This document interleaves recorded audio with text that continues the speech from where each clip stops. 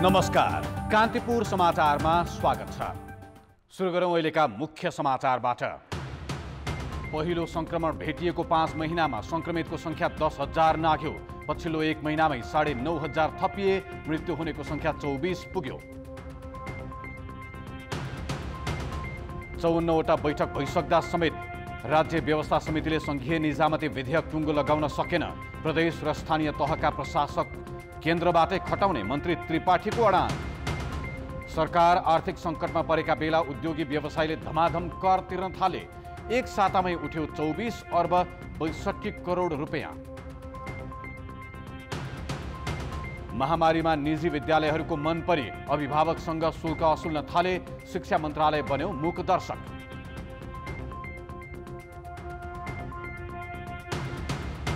र अमेरिकी जीपीएस प्रणालीलाई चीनको चुनौती। आवश्यक अन्तिम भू उपग्रह अन्तरिक्षमा सफलतापूर्वक स्थापना।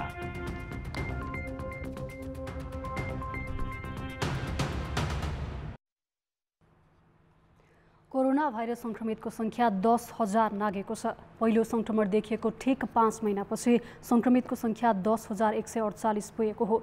पछिल्लो 24 घण्टामा 587 जना संक्रमित थपिएका छन् भने भाइरस संक्रमित 1 जनाको मृत्यु भएको छ। दैलेख दुल्लुमा गैराती 45 वर्षीय एक पुरुषको मृत्यु भएको छ। कर्णाली प्रदेश अस्पतालमा उपचाररत ती पुरुषले 2 महिनादेखि क्षयरोगको औषधि सेवन गर्दै आएका थिए। उनमा असार 4 गते भाइरस देखिएको थियो। भाइरस संक्रमित मध्ये दैलेखमा यो दोस्रो तथा नेपालमा 24औं मृत्यु हो। स्वास्थ्य मन्त्रालयले जानकारी दिए बाहेक सुदूरपश्चिममा थप 49 जनामा भाइरस देखिएको छ। आज थपिएका कोरोना भाइरसका बिरामी मध्ये सबैभन्दा धेरै कैलालीका रहेका छन्। त्यहाँ 62 जना बिरामी थपिएका छन्। यस्तै प्युठानमा 50, पाल्पामा 48, धनुषामा 39, गोरखामा 29 तथा दैलेख, नवलपरासी पूर्व र पर्वतमा 22 जनामा भाइरस देखिएको छ। भाइरस 200 भन्दा बढी देखिएका जिल्ला 16 पुगेका छन्।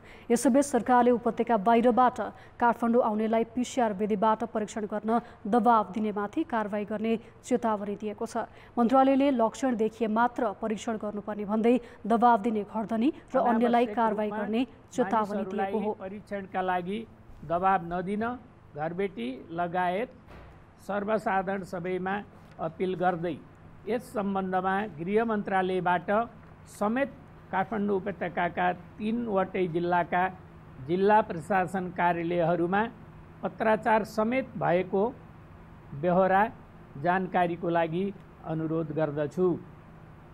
मन्त्रालयले संक्रमितको संख्या दिनौं बढिरहेकाले घर तथा कार्यालयमा सावधानी बढाउन आग्रह गरेको छ। PCR विधिबाट परीक्षण भने आज घटाइएको छ।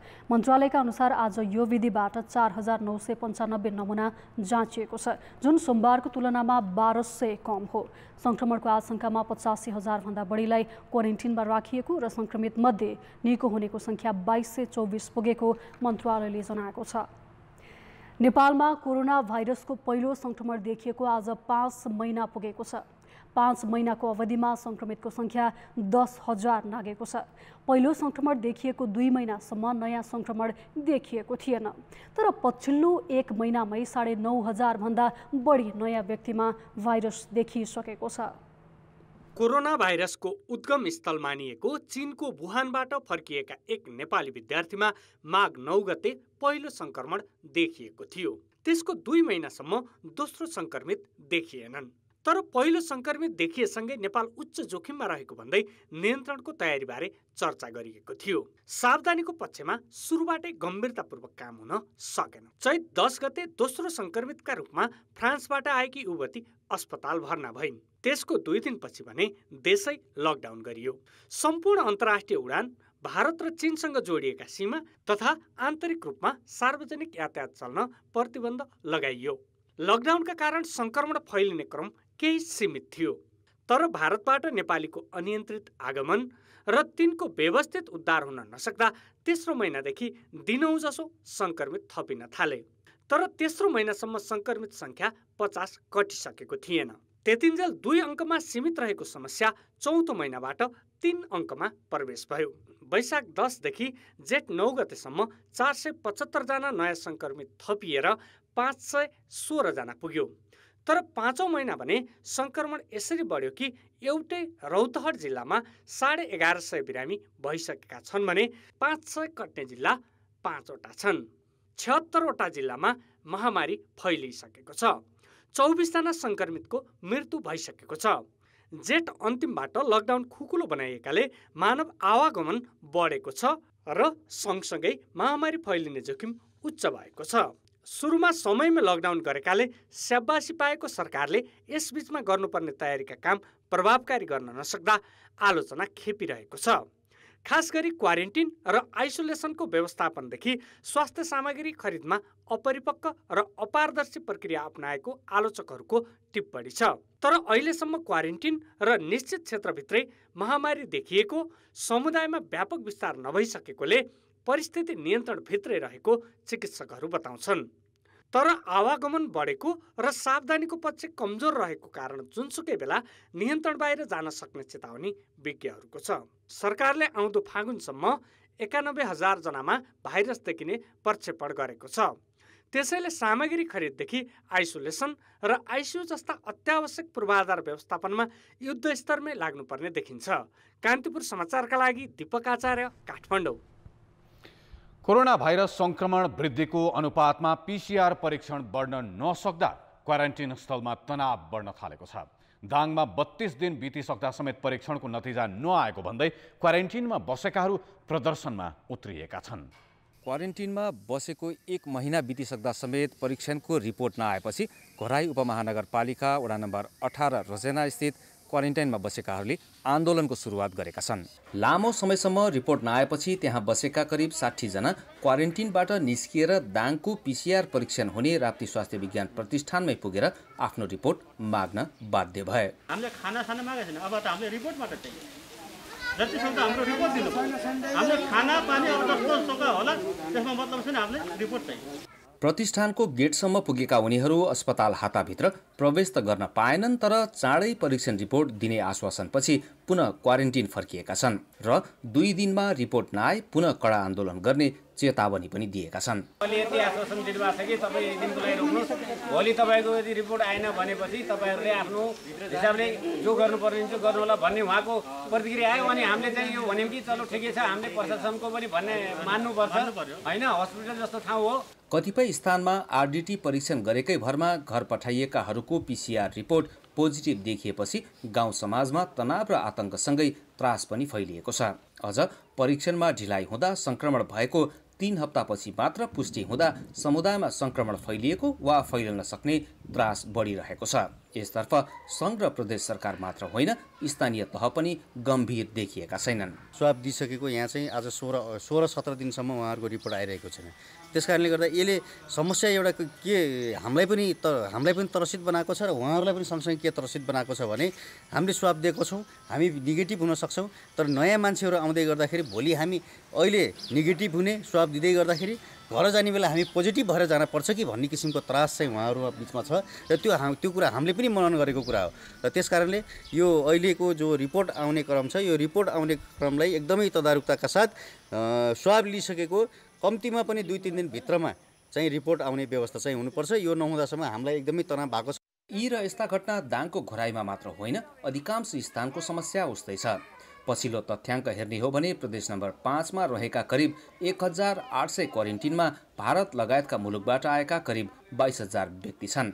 न्यूनतम आधारभूत सुविधा समेत नभएका क्वारेन्टिनमा बस्नुको पीडा यहाँ बस्नेलाई मात्र होइन, हामीले पनि सहजै अनुभूति गर्न सक्छौँ। यसतर्फ सम्बन्धित निकाय र सरकारवालाले बेलैमा नसोच्ने हो भने समस्याले कुनै पनि बेला विकराल रूप नलेला भन्न सकिन्न। कान्तिपुर समाचारका लागि रोशनमान श्रेष्ठ, घोराई, दाङ। सर्वोच्च अदालतले आइसोलेसनमा रहेका सबै कोरोना संक्रमितको पीसीआर परीक्षण गरी रोगमुक्त भएपछि मात्र घर पठाउन सरकारलाई आदेश दिएको छ।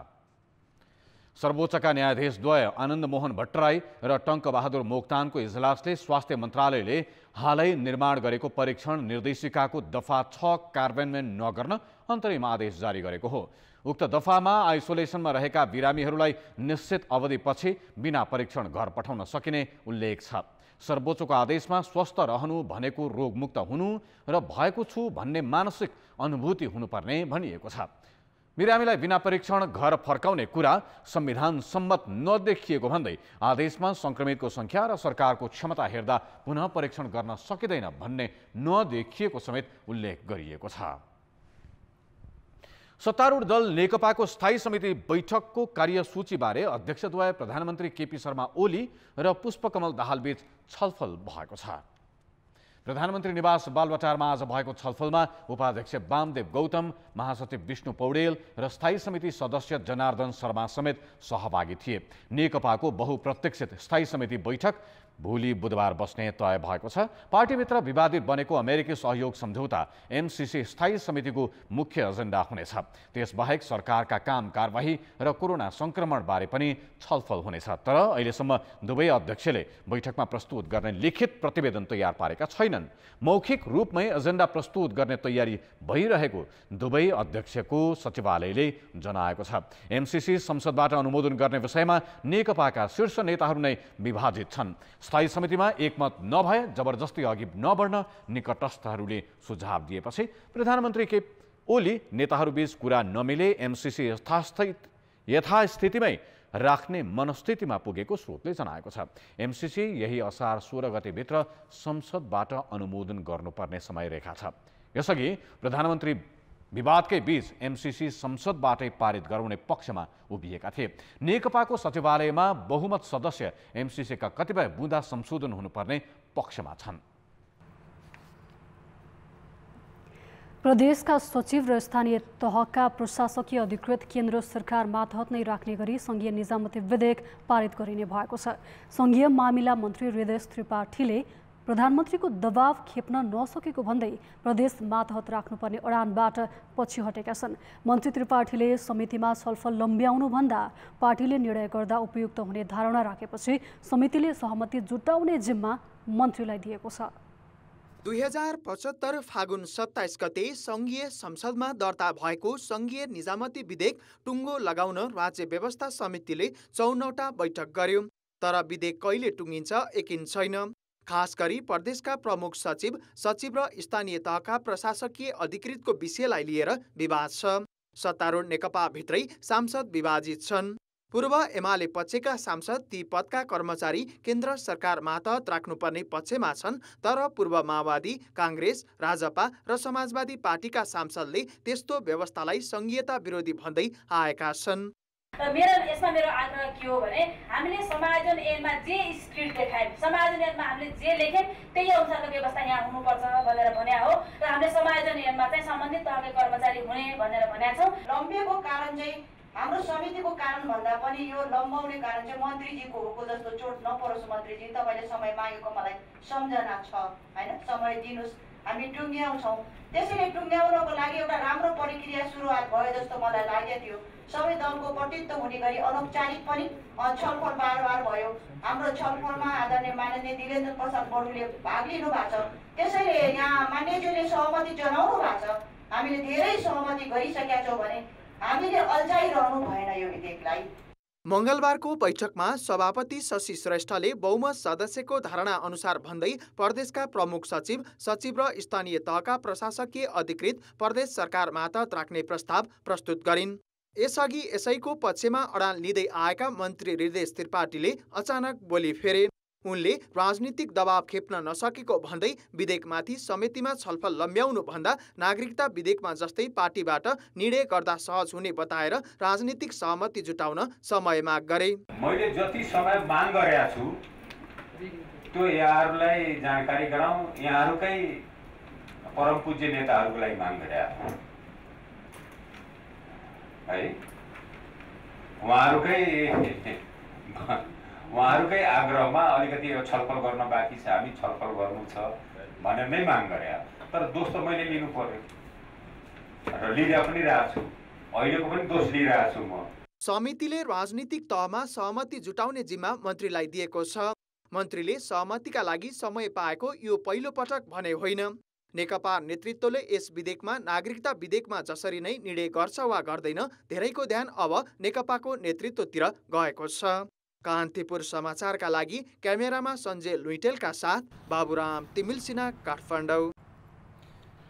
ब्रेकपछि स्वागत छ। राज्य व्यवस्था तथा सुशासन समितिबाट बहुमतले पारित नागरिकता विधेयक प्रतिनिधि सभाको पूर्ण बैठकमा पेश भएको छ।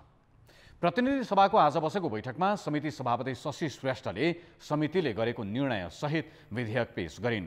करिब 2 वर्षदेखि अड्किएको विधेयक समितिले नेपाली पुरुषसँग विवाह गरी आउने महिलालाई 7 वर्षपछि अङ्गीकृत नागरिकता दिने गरी आइतबार पारित गरेको थियो। विपक्षी दलका सांसदले समितिले बहुमतको बलमा विधेयक पारित गरेको भन्दै पूर्ण बैठकले सच्याउनु पर्ने धारणा राखे। सरकार उल्टो गतिमा जान खोज्छ भने सरकारको दिन पनि उल्टो हुन सक्छ। त्यसकारण हामीलाई बाध्य नपारियो सभामुख महोदय। हामी एकदम शान्तिपूर्ण हिंसात्मक आन्दोलनका पक्षधर शक्ति हौं। हामी चाहन्छौँ कि सरकारले यो नागरिकताको समस्यालाई समयमै समाधान गरोस्, नेपाल भारतको सम्बन्धलाई सुदृढ बनोस्। हामी चाहन्छौँ यो भारतको चेली ल्याए देशमा राष्ट्रघाती हुन्छ, राष्ट्रवादी जो मान्यता गलत हो सभामुख महोदय। तर सत्तारूढ नेकपाका सांसदहरूले समितिको निर्णयको बचाउ गरे। बैठकमा नेपाल विशेष सेवा विधेयकमा प्रस्ताव गरिएका विषयलाई लिएर विपक्षी दलका सांसदले आपत्ति जनाएका छन्। गुप्तचरी क्रियाकलापका सिलसिलामा राष्ट्रिय अनुसन्धान विभागले टेलिफोन ट्याप गर्ने प्रस्ताव निकै घातक भएको उनीहरूको भनाइ छ। यसको चरम दुरुपयोग हुन्छ, यसको भयानक दुरुपयोग हुन्छ। अहिले त मैले सुन्छु कि एउटा मन्त्रीजीले अर्को मन्त्रीजीले पत्रकारकै साथीहरूले भन्नुभएको मन्त्रीजीले पत्रकारसँग कुरा गर्नु पर्यो भने आजभोलि टेलिफोनबाट गर्नुहुन्न अरे, व्हाट्सएपमा हुनुहुन्छ भनेर सोध्नुहुन्छ अरे, किनकि मन्त्रीजी तर्सिराख्नु भएको छ मेरो टेलिफोन रेकर्ड भइरहेको छ भनेर। अहिले यस्तो अवस्था छ भने यसलाई अदालतबाट स्वीकृति लिनु नपर्ने, पार्लियामेन्ट्री कुनै पनि ओभरसाइट एजेन्सीले हेर्न नपाउने गरिकन गर्दै गर्दा सरकार सञ्चालन गर्ने मानिसले यसको चरम दुरुपयोग सम्माननीय सभामुख महोदय पनि भोलि यो बन्ने कानुनबाट हामी कोही पनि बस्नेवाला छैनौँ। यस्तो कानुन यस्तो अवस्थामा यसलाई पारित गरेर यसरी लिएर नजाउँ। बैठकले सङ्घ, प्रदेश र स्थानीय तहको समन्वय सम्बन्धी सहित 3वटा विधेयक पारित गरेको छ।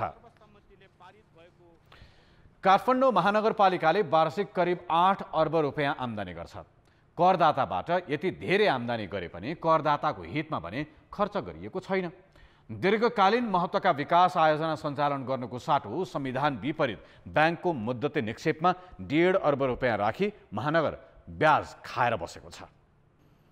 काठमाडौँ महानगर 753 स्थानीय तहमध्ये सबैभन्दा धनी हो। यो आर्थिक वर्ष 7.5 अर्ब रुपियाँ राजस्व सङ्कलनको उसको लक्ष्य छ। राजस्व रकम उसले देखिने किसिमका र दीर्घकालीन महत्त्वका काममा खर्च गर्न सकेको छैन।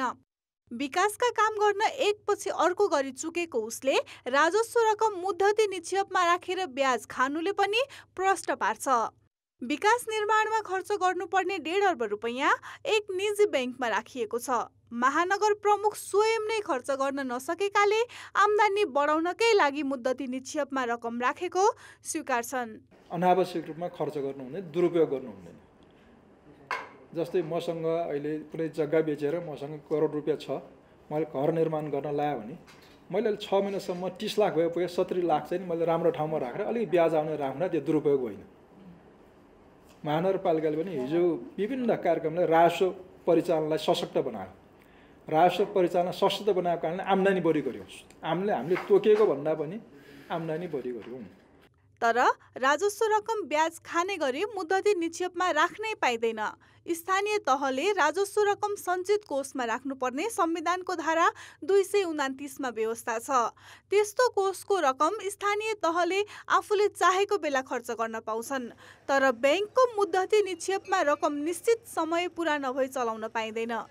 करदाताले तिरेको रकम मुद्दती निक्षेपमा राख्दा संविधानको त उल्लङ्घन भएकै छ, महानगर नेतृत्वसँग दीर्घकालीन महत्त्वका योजना नै नरहेको सन्देश पनि गएको छ। जग्गा किनेको भए चाहिँ के हुन्थ्यो, त्यो जग्गालाई चाहिँ महानगरवासीकै सुविधाको लागि प्रयोग पनि गर्न सकिन्थ्यो। त्यहाँ पार्कहरू बनाउन सकिन्थ्यो, त्यहाँ अरू पूर्वाधार बनाउन सकिन्थ्यो, नयाँ जग्गा किन्न सक्नुहुन्थ्यो उहाँले, जग्गाको भाउ पनि बढ्थ्यो। ब्याङ्कमा त्यो ब्याज खानुभन्दा त जग्गामा हालेको भएदेखि त्यो जग्गा त सार्वजनिक सम्पत्ति हुन्थ्यो नि त। त्यो त खर्च भएकै राम्रो हो, नगरपालिकाले क्षमता बढाएकै राम्रो हो। तर अब उहाँहरू आफूलाई निरीह रूपमा हेर्नुहुन्छ, त्यो खर्च गर्न सक्नुहुन्न भने त्यो करदाताले त्यो पैसा फिर्ता गरिदिनु पर्यो।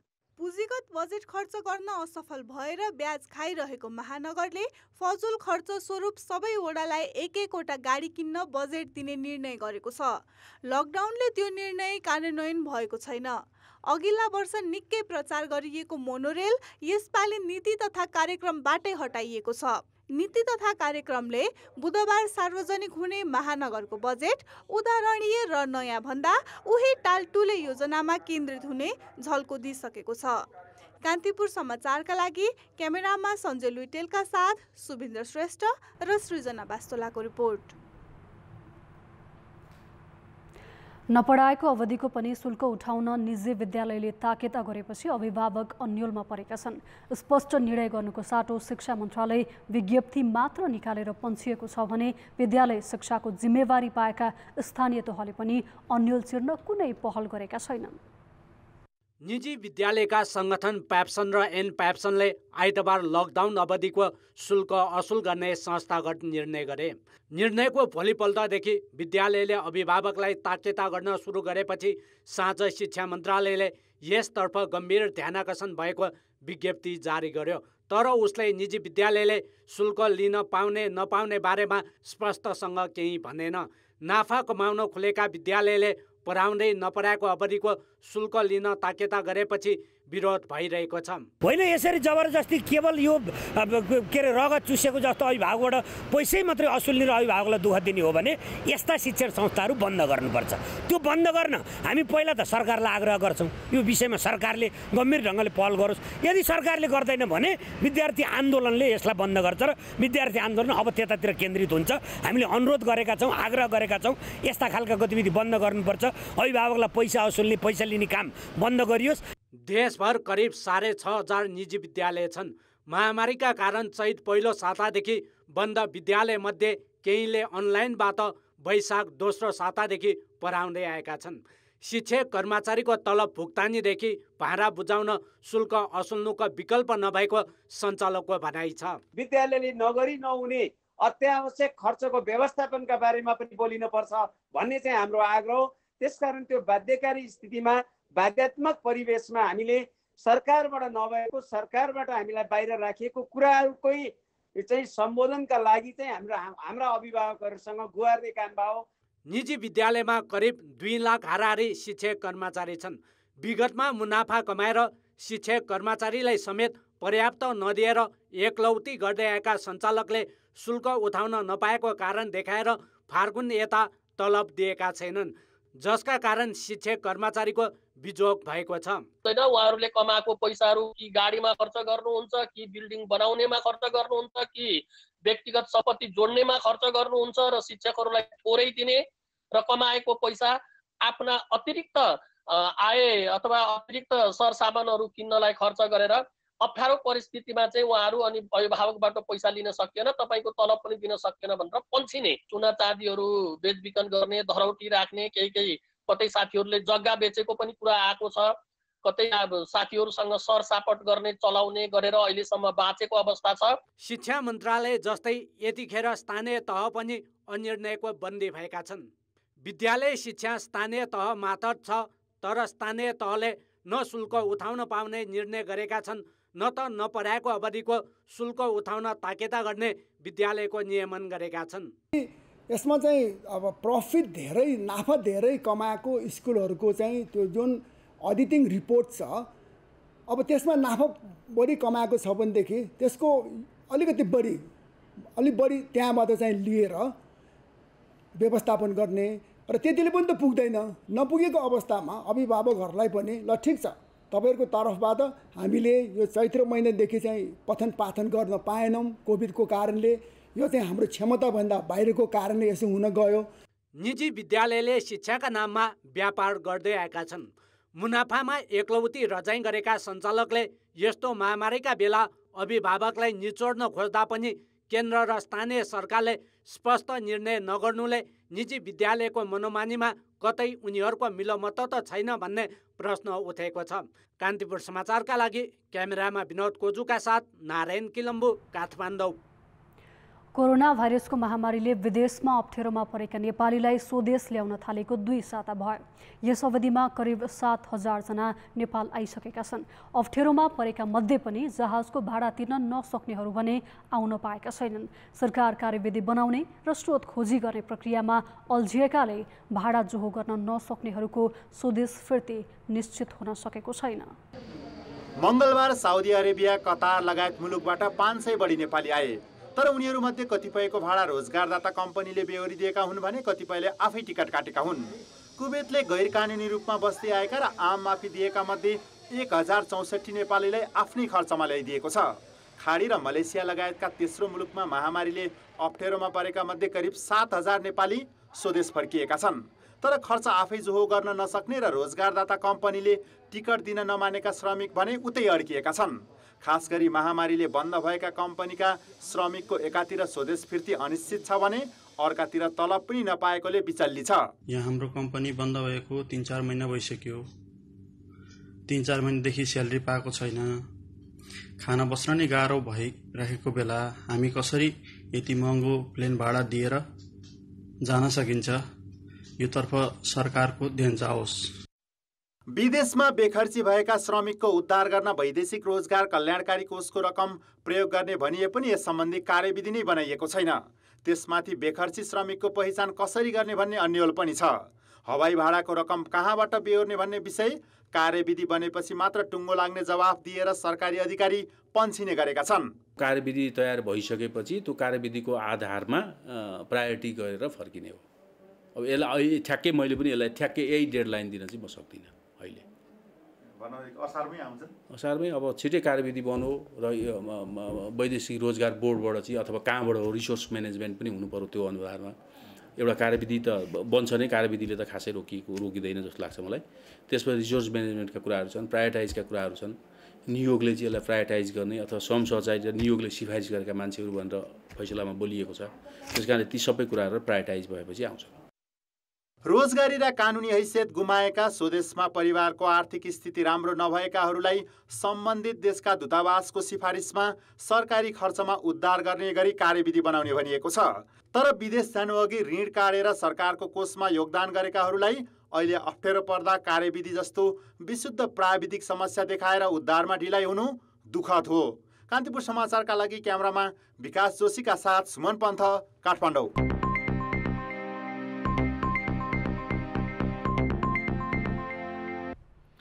आर्थिक सङ्कट कम गर्न सरकारलाई ठूला करदाताले साथ दिएका छन्। लकडाउनका बेला कर असुलीका लागि ताकेता नगर्न सर्वोच्च अदालतको आदेशका बीच ठूला करदाताले एक सातामै 13 अर्बभन्दा बढी सरकारी ढुकुटीमा जम्मा गरिदिएका छन्।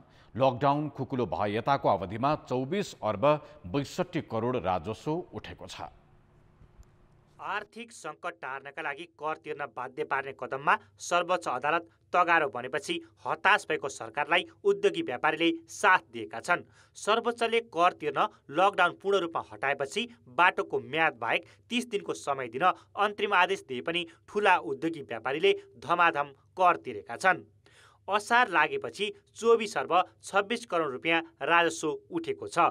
त्यसो त असार 7 सम्म कर उठाउन गरेको ताकेतामा सर्वोच्च बाधक बनेपछि सरकारले उद्योगी व्यवसायीसँग अनौपचारिक रूपमा अनुनय विनय गरेको थियो। सर्वोच्चको जेठ 28 को अन्तरिम आदेश अनुसार उद्योगी व्यापारीलाई अहिले कर तिर्नुपर्ने बाध्यता थिएन। लकडाउन हटेपछि तिरे हुने छुट थियो। तर सरकार दैनिक खर्च चलाउनै नसक्ने अवस्थामा पुगेकाले 294 ठूला करदाताले 13 अर्ब 29 करोड रुपियाँ कर तिरेका छन्। लकडाउनको अवधिमा व्यवसायीहरूले पनि केही करहरू तिर्नु भएको छ। लकडाउनको अवधिमा हामी शून्य अवस्थामा छैनौँ। लकडाउनको समयमा जुन व्यवसायहरू बन्द गरेर बस्नुपर्ने अवस्थामा पनि धेरै ठूला करदाताहरूले सरकारलाई सहयोग गरिरहेको, ट्याक्स कम्प्लायन्स गरिरहेको हाम्रो तथ्याङ्कहरू देखाउँछन्।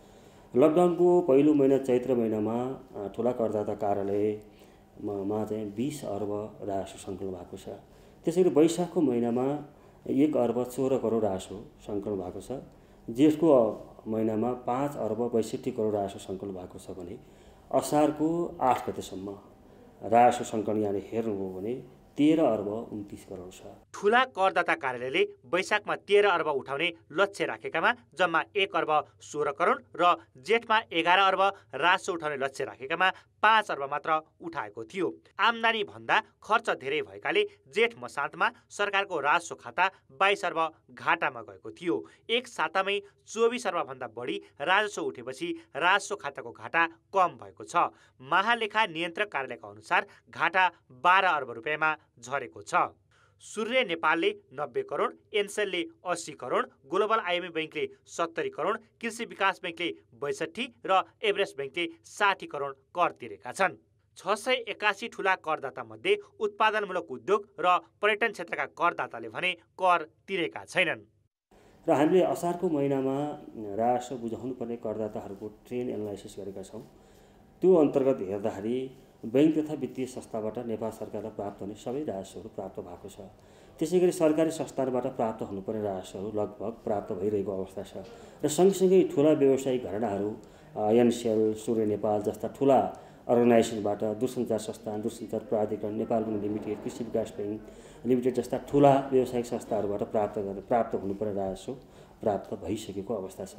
कम्पनीले आयकर वर्षमा 3 पटक तिर्ने व्यवस्था छ। यस्तै मूल्य अभिवृद्धि कर भने महिने पछि तिर्नुपर्छ।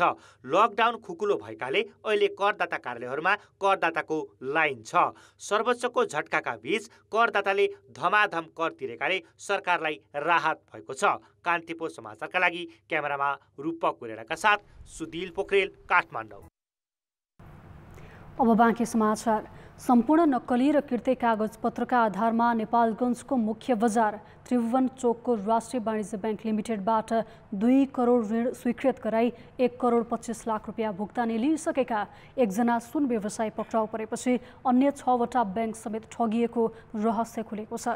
1.5 वर्ष अघि यस्तै किर्ते गरेर बाँकी र बर्दियाको 30 करोड रुपियाँभन्दा बढी मूल्यको सरकारी जग्गा आफ्नो नाममा दर्ता गराउने जग्गाका कारोबारीको समूह फेला परेको थियो।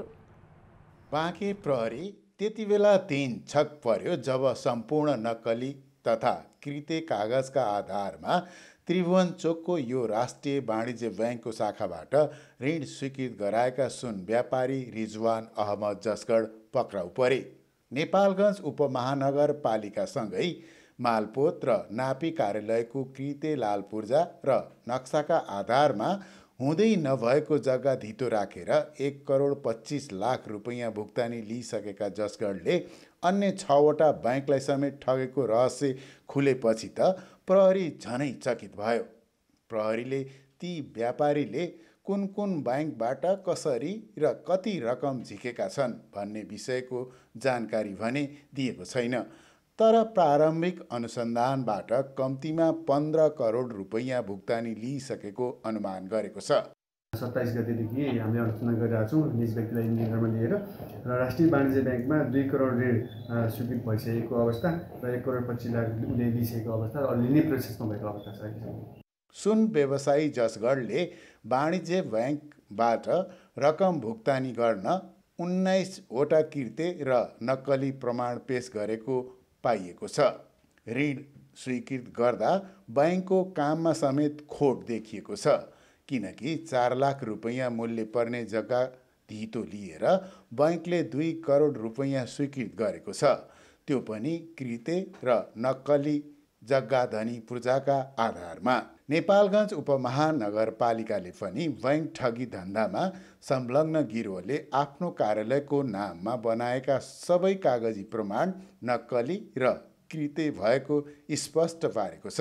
हाम्रै लेटर प्याड जस्तो बनाएर हाम्रै सिग्नेचर छाप नेपाल सरकारको छाप बनाएर यो कृत्य गर्नेलाई अब छानबिन हुनु पर्यो र कारबाही हुनु पर्यो भनेर हामीले नि पठाइदियो। 1.5 वर्ष अघि मालपोत कार्यालयका कर्मचारी सहित 21 जनाको समूहले बाँके र बर्दियाको 30 करोड भन्दा बढी मूल्यको सरकारी र मन्दिरको जग्गा आफ्नो नाममा दर्ता गरी खरिद बिक्री समेत गरेको प्रहरीले फेला पारेको थियो। त्यो गिरोहले आफ्नो पोल खुल्ने भएपछि एकजना आफ्नै समूहका सदस्यलाई अपहरण गरी भारत लगेर हत्या गरेको थियो। पछिल्लो वित्तीय घोटाला पनि त्यस्तै प्रकृतिको देखिएपछि पुरानो घटनासँग जोडेर प्रहरीले अनुसन्धान थालेको हो। कान्तिपुर समाचारका लागि सविता जीसीका साथ जे पाण्डे, नेपालगञ्ज, बाँके। अब जनमतको अन्तिम परिणाम। जनमतमा हिजो हाम्रो प्रश्न थियो, शिक्षकको लाइसेन्स परीक्षामा 6% मात्र उत्तीर्ण हुनुले के सङ्केत गर्छ? ए, उम्दा जनशक्ति आकर्षित नहुनु, बी, उच्च शिक्षाकै बिजोग र सी, परीक्षा प्रणालीमा समस्या। जनमतको अन्तिम परिणाम यस्तो छ, ए, उम्दा जनशक्ति आकर्षित नहुनुमा 10%, बी, उच्च शिक्षाकै बिजोगमा 85% र सी, परीक्षा प्रणालीमा समस्यामा 5% मत प्राप्त भएको छ। अब आजको प्रश्न। जनमत विकास निर्माणमा खर्च गर्नुपर्ने रकम काठमाडौँ महानगरले ब्याङ्कमा राखेर ब्याज खानुलाई के भन्नुहुन्छ? ए विकास योजना के अभाव में दृष्टिकोणहीनता र से स्रोत धेरै भएको परिणाम। जनमतको अन्तिम परिणाम भोलि साँझ 8 बजेको कान्तिपुर समाचारमा प्रसारण गर्नेछौँ। कृपया 34001मा SMS गरी आफ्नो मत व्यक्त गर्नुहोला। अब जनताको आवाज हामीले झापाका चिया उद्योगी र किसानलाई सोधेका छौँ, चिया बिक्री नहुँदा के कस्ता समस्या भोग्नु परेको छ त?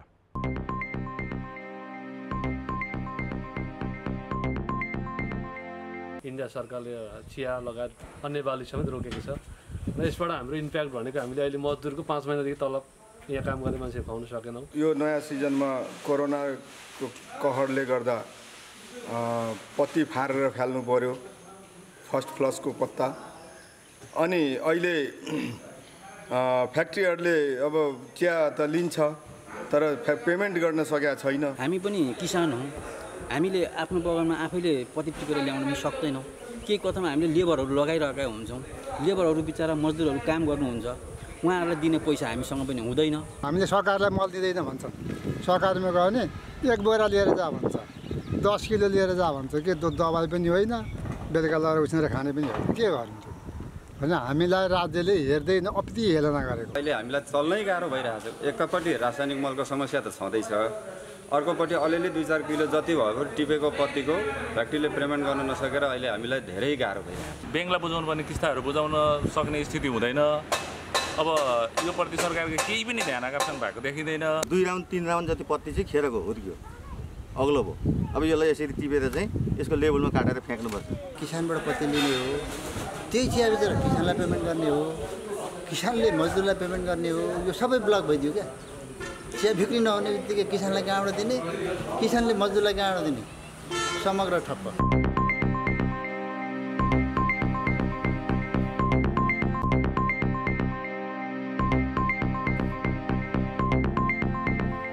नमस्कार, कान्तिपुर खेलकुद समाचारमा स्वागत छ।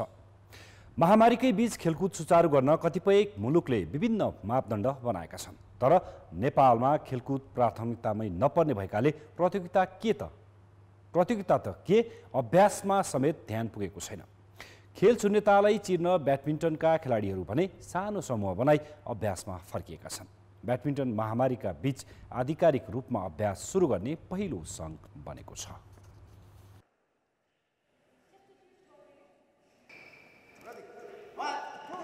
पृष्ठभूमिमा देखिएको दृश्य त्रिपुरेश्वर स्थित राष्ट्रिय खेलकुद परिषदमा रहेको कबड हल हो, जहाँ ब्याडमिन्टनका राष्ट्रिय खेलाडीहरू अभ्यास गरिरहेका छन्। करिब 100 दिनपछि अभ्यासमा फर्किएका यी खेलाडीहरूको अनुभव कस्तो रह्यो त? एकदमै अब धेरै 2-3 महिनापछि फर्किँदा चाहिँ होइन, अब अलि गाह्रो नै हुँदो रहेछ कमब्याक गर्न होइन। अब धेरै कोर्टै देखा भएन 2 महिनासम्म, अनि त्यसले अलिक गाह्रो भएर अब अलि बिस्तारै ह्याबिट हुन्छ। अब त्यसरी कन्टिन्यू। मेरो अब बिहान चाहिँ अब म त्यही मर्निङ वाक जान्थेँ होइन, अब घरमा वर्कआउटहरू गर्थेँ, हल्का फुल्का मल्टी सर्टहरू पनि गरिरहन्थेँ घरमा। मेन प्रब्लम चाहिँ हाम्रो चाहिँ अब कोर्ट भएन क्या, सबै अब कोर्टहरू बन्द भएर चाहिँ कोर्टमा चाहिँ खेल्न पाएन। त्यही हो हाम्रो चाहिँ रमाइलो भएन, एक्साइटमेन्ट भयो नि अब त्यो त अब होइन। अहिले राष्ट्रिय खेलाडीहरूलाई कोरियन प्रशिक्षक चोइसेङ कुकले प्रशिक्षण दिइरहेका छन्। उनी लकडाउन हुनुभन्दा 1 हप्ता अगाडि मात्र नेपाल आएका थिए। चैत 4 गते नेपाल पुगेका उनले करिब 5 दिन मात्र नेपाली खेलाडीहरूलाई प्रशिक्षण दिन भएका थिए। राखेपोसँग समन्वय गरेपछि 2 दिन अघिबाट ब्याडमिन्टनका केही खेलाडीलाई लिएर कुकले प्रशिक्षण थालेका हुन्। अन्तर्राष्ट्रिय खेलकुद बिस्तारै चलायमान हुँदैछ। युरोपका ठुला फुटबल लिगहरू सञ्चालनमा छन्। ती खेलाडीलाई खेलमा फर्काउनु अघि कोरोना परीक्षण गरिएको थियो। यी खेलाडीहरू आफू सुरक्षित रहन कस्तो नीति अपनाइरहेका छन् त? सबभन्दा पहिला हामीले परिषदमा एउटा चाहिँ हामीले निवेदन दिएका थियौँ। परिषदको सदस्यसँग हाम्रो भर्बलिने कुरा भयो र रिटर्न पनि कुरा भयो। रिटर्न पनि भइसकेपछि चाहिँ उहाँले के भन्नुभयो भने तपाईँ सुरु गर्नुहोस्, ट्रेनिङ सुरु गर्नुहोस्। हाम्रो यहाँ चाहिँ मेडिकल टिम छ, हामी मेडिकल टिम तपाईँलाई पठाइदिन्छौँ। मेडिकल टिमको डक्टरले आएर चाहिँ तपाईँहरूलाई मिनिमम रिक्वायरमेन्टहरू के छ तपाईँहरूको, PCR, अब हामीले यहाँ देख्नुभयो सेनिटाइजर त हामी गरिरहेका छौँ र सोसियल डिस्टेन्सहरू पनि हामीले मेन्टेन गरिरहेका छौँ। त्यो बाहेक पनि अब डक्टरले जुन डाइरेक्सन गर्नुहुन्छ, PCR गर्नेदेखिले जे भन्नुहुन्छ त्यो हामी त्यसलाई फलो गरेर हामी गर्छौँ ट्रेनिङ चाहिँ। राष्ट्रिय क्रिकेट टिमका केही खेलाडीले पनि अघिल्लो साताबाट व्यक्तिगत रूपमा सानो समूह बनाई अभ्यास सुरु गरेका छन्। सङ्घहरूले अभ्यास सुरु गर्दा खेलाडी र प्रशिक्षकको स्वास्थ्यलाई भने पहिलो प्राथमिकतामा राख्नुपर्दछ। कान्तिपुर समाचारका लागि क्यामेरामा मुरारी घिम्रेका साथ किशन भण्डारी, काठमाडौँ। अखिल नेपाल फुटबल सङ्घ एन्फाले कोरोना सङ्क्रमणको जोखिम र लकडाउनका कारण प्रभावित जिल्ला फुटबल सङ्घ र क्लबहरूलाई राहत रकम हस्तान्तरण गरेको छ। एन्फाले पहिलो चरणमा 18 लाख रुपियाँ विभिन्न जिल्ला र क्लबलाई प्रदान गरेको छ।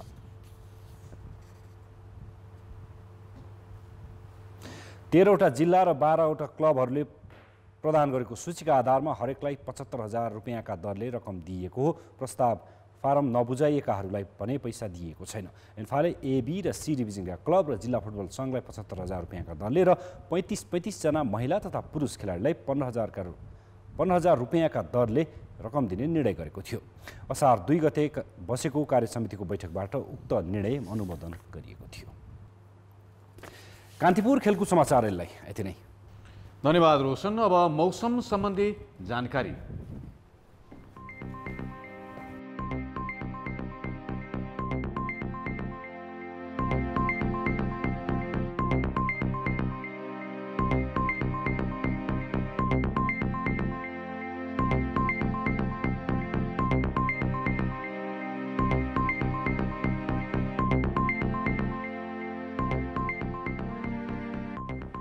कान्तिपुर समाचार अहिलेलाई सकियो। हाम्रो अर्को समाचार बुलेटिन भरे राति 10:30 बजे अङ्ग्रेजी भाषामा र 11 बजे नेपाली भाषामा हुनेछ। कान्तिपुर टेलिभिजन हेर्दै गर्नुहोला। नमस्ते।